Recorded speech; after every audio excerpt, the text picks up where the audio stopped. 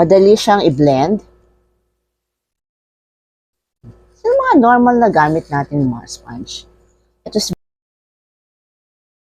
Ito yung the best na may recommend ko sa inyo sa mga mahilig mag-makeup, no? Itong sponge na to. It's a very affordable. Grabe, nagulat ako dito sa TikTok.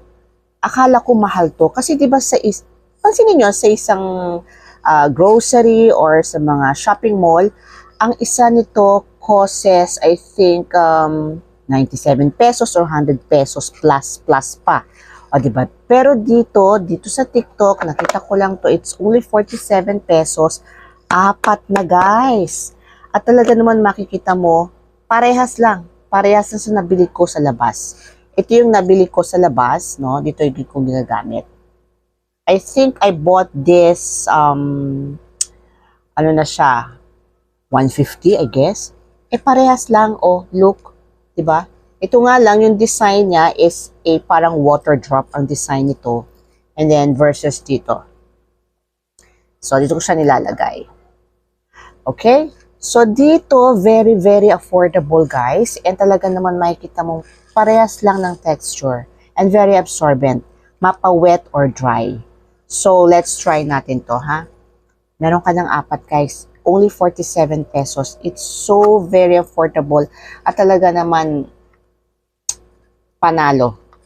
Panalo sa gamit. Pwede pang anak ko makagamit. Makashare pa kami. So, try natin itong pink. So, ganyan lang. Napaka-simple lang. Diba? Yun yung normal na how we use it. So, very, very, tignan nyo guys. Diba? Talagang nag-absorb siya nung yung makeup tint mo. Madali siyang i-blend.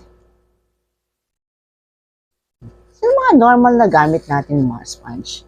It is very durable. Talaga namang very same na ng quality kumpara mo sa iba. Talagang ang mamahal sa labas. Ewan ko ba ba't ang mamahal? Pareho lang naman ang quality pala. Very soft. Nag-absorb siya talaga ng makeup. And very convenient, no? Pwede mong dress. Ayan. See? Pwede siyang sa wet or mapa-dry. Ako dry, hindi ko kailangan din, hindi ko binabasa. Pero normally, sa mga ganito na binabasa, mas lumalaki ata siya. Diba? Pero hindi ko pa nasubukan kasi I'm using naman mga liquid foundation eh. So, let's see. Very, ano siya.